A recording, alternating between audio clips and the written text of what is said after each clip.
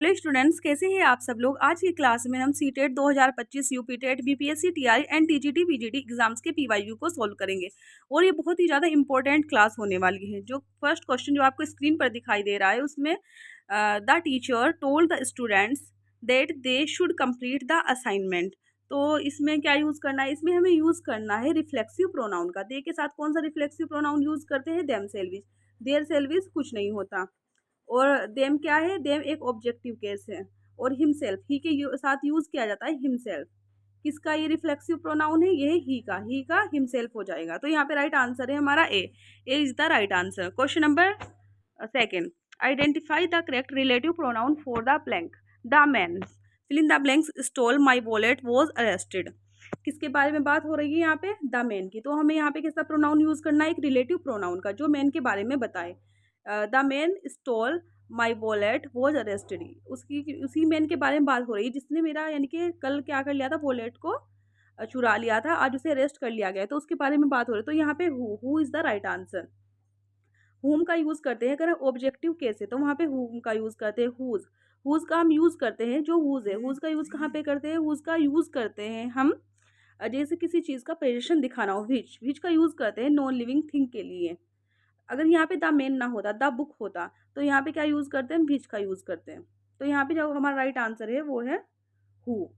Question number 3, every citizen should do fill in the blanks duty towards the nation. Every citizen किसके बारे में बात हो रही है, एवरी सिटीजन के। ईच, जो ईच है एंड एवरी है, ये अपने साथ हमेशा कैसे, ये एच एंड एवरी कैसे होते हैं, ये सिंगुलर होते हैं। कैसे होते हैं, ये सिंगुलर होते हैं।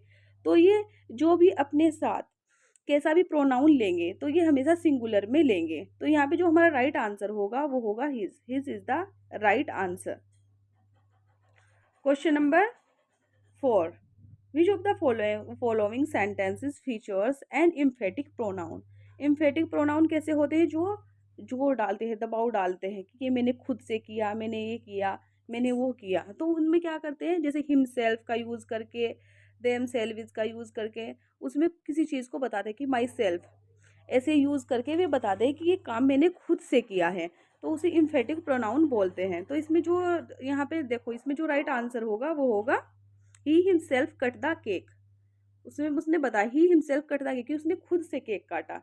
तो यहाँ पे जो राइट आंसर होगा वो होगा B is the right answer. Question number 5, the two partners always support fill in the blanks during hard times. इसमें दो पार्टनर्स की बात हो रही है कि जो दो पार्टनर्स हैं वे क्या करते हैं, वे हमेशा एक दूसरे को सपोर्ट करते हैं हार्ड टाइम्स यानी कि डिफिकल्टीज में एक दूसरे को सपोर्ट करते हैं। वन अनदर का यूज करते हैं मोर देन टू। अगर मोर देन टू है तो वहाँ पे वन अनदर का यूज करते हैं। ईच वंस कुछ नहीं होता। देम सेल्विज एक रिफ्लेक्सिव प्रोनाउन है। ईच अदर का यूज करते हैं हम टू पर्सन्स के लिए। अगर टू पर्सन्स के बारे में बात हो रही है तो वहाँ पे ईच अदर का हम यूज करेंगे। तो यहाँ पे राइट आंसर होगा A. Question number 6, select the correct relative pronoun. This is the same book. कौन सी बुक की बात हो रही है, सेम की। This is the same book fill in the blanks I lost yesterday. ये एक एक्सेप्शन है।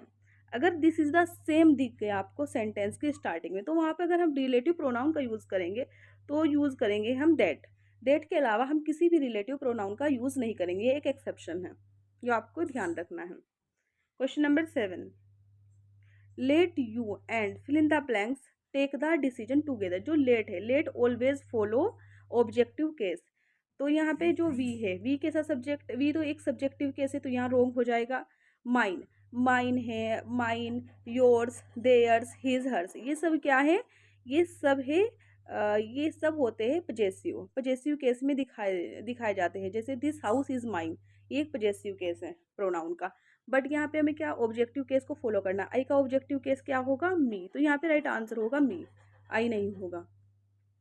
Question number 8, one must be careful about fill in the blanks words. तो यहाँ पे जो वन है, वन स्टार्टिंग में दिया गया है तो वन का क्या करना है, हमें वन का हमें पजेसिव प्रोनाउन देखना है। तो one's, one's is the right answer. His नहीं होगा, वंस नहीं होगा, देयर नहीं होगा, ही के साथ में हिज हो जाता।